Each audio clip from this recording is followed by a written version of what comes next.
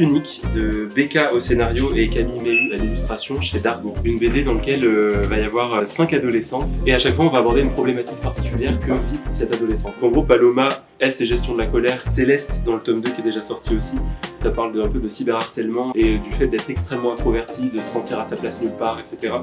Le troisième qui est sorti, c'est Sierra, et c'est sur des problématiques familiales bien particulières, notamment sur les relations parents-enfants. On devrait la mettre dans les mains de tous les ados et de tous les adultes.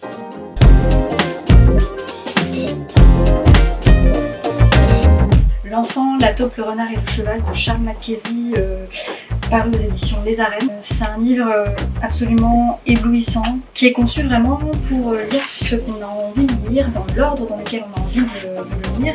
On suit un petit garçon qui va faire connaissance avec différents animaux qui, tous les trois, en fait, ont quelque chose à lui apporter pour l'aider à prendre de la distance, à remettre les choses en perspective, à voir un peu plus loin et aussi à entrer en introspection.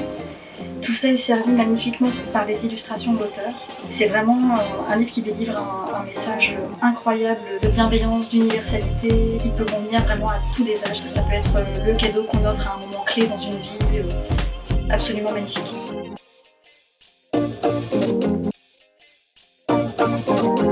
C'est Le Mur Invisible de Marlène Haushofer qui a été édité à la base chez Actes Sud et qui est maintenant chez Babel. On suit l'histoire d'une femme qui décide de partir à une partie de chasse avec des amis en pleine forêt. Ses amis partent à la chasse parce que la chasse ça l'intéresse pas plus que ça.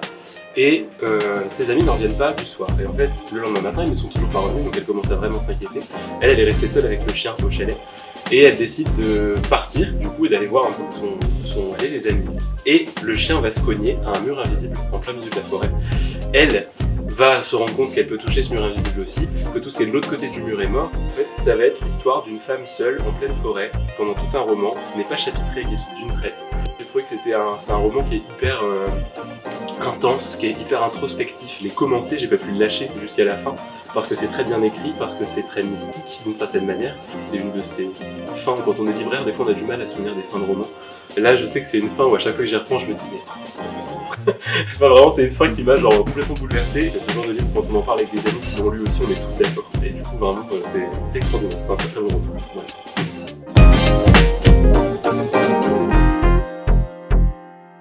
L'aube sera grandiose de Anne-Laure Bondy, paru chez Gallimard Jeunesse. C'est un roman où on va se retrouver dans un face-à-face entre Nin, 16 ans, et sa mère Titania, qui a décidé ce soir-là de juin d'emmener sa fille en voiture. Alors elles partent, Nin ne sait pas où.